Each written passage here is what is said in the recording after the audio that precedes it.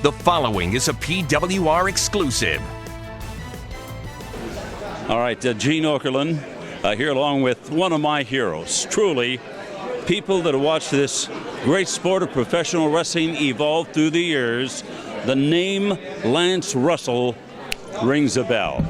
Lance, just great to be with you here at the Cauliflower Alley Club. Right, and God, this is like Gene Okerlund. It's like old home week for you and I. Oh, this is great. Seeing some of these guys, I understand. Yeah. Jerry Lawler is going to be showing up shortly to accompany you tomorrow.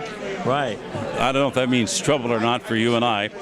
Lance, let's take a look at you and I. 45 years in the business for me this month. I've enjoyed all 45 years, but gosh, hasn't the business changed? Hasn't it evolved into something that we never thought it would? And like a lot of things, I think, Gene, that is not necessarily for the better. I'm not making a comment on that, only to say that there's a couple of ways you can go in there, and sometimes... Well, just because it's new and different doesn't mean it's going to be any better. There you go. Tell it like it is. You the man. Yeah, but the one thing I will say is the talent still is coming through the ranks. Yeah. And I see a lot of great young talent today, but, man, I relish the old days of some of the great superstars from, a couple of decades, maybe 50 years ago. Yeah, well, I didn't get to work with a lot of the guys that you worked with, and the same was true that there were guys. I heard the Macho Man Randy Savage, though, was looking for you. Oh. You worked with him. Yeah, I had some times with Macho, and we had one little run-in up in behind Rupp Arena when we were wrestling up there on every Thursday. That's in Lexington? In Lexington, and we pulled up in the car. Dave Brown, the first trip he had ever made on the road with me, was going up there. We stopped the van, parked it out there in the back where they had our place, got out of the van, and all of a sudden it was dark. And just before about an hour before we got ready for the matches, and I hear this, "Hey, Russell, what's the next station you're going to get us thrown off of?" And they had gotten thrown off of a TV station. I had nothing whatsoever to do with it. Pretty hard to convince Macho. As they say in the business, somebody's got to do the job, and you were the fall guy. Yeah. Well, you know what, Lance? Let's just do a little math here. How long ago did you initially break into announcing professional wrestling, and what had you done before? You had a radio background, didn't you? Yeah, I did. I was a broadcaster, sports broadcaster. I started out broadcasting high school football with a guy named Jay Black. Wow. And pardon me, Jay and I worked together for a good long time for that high school down there, and that was the beginning of it. My wrestling started in Dayton, Ohio, where I wasn't broadcasting. I was ushering in an auditorium. That sounds like a Howard Finkel deal to me. Is that what Howard did too? Yeah. And you know what? That was up in New Haven, Connecticut. Mm-hmm. But the one thing I will say about Dayton was always a strong, mid-sized market that just loved wrestling. Yes, they did. And that was the reason. That's where I got my love originally for wrestling, was there.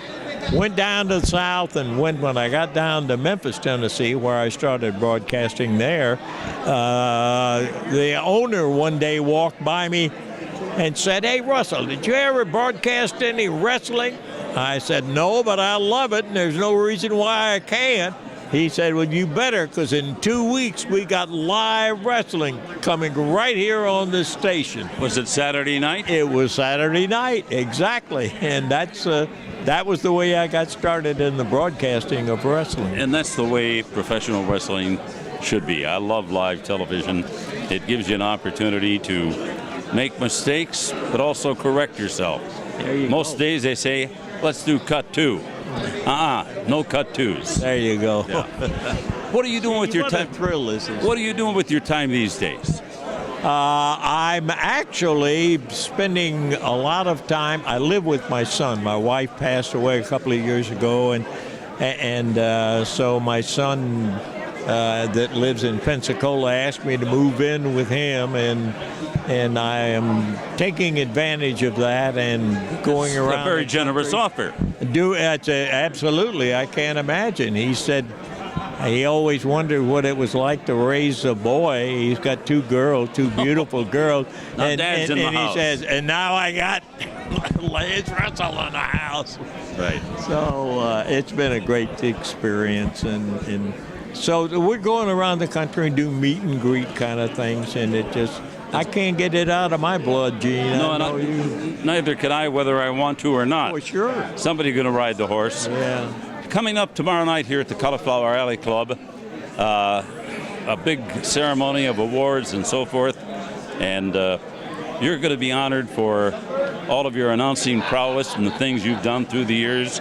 And I think it's great because the industry is acknowledging the great career that Lance Russell has had, and you've been such a big part of it. Well, let me tell you what, you were a big part of it, and you didn't know it, but it certainly is true. And your work was so great. It was inspirational to me, and I watched a lot of your stuff. Never live, but I enjoyed it, and you were certainly a great leader for me. Well, and Gordon Soley and Gino. Another Minneapolis guy. Yeah. Right. Matter of fact, Soley was his mother's maiden name, so he had a last name that looked like an eye chart. You know that. It has been a great moment to sit down with this man who I respect, hero of mine. I think a lot of mutual admiration going on between us. But Lance Russell, my friend, nothing but good luck to you, and congratulations on the big award here at the Cauliflower Alley Club in Las Vegas, Nevada. Thank you very much, Gene. I couldn't ask it from a nicer guy. Thank you. Thank you. That's great.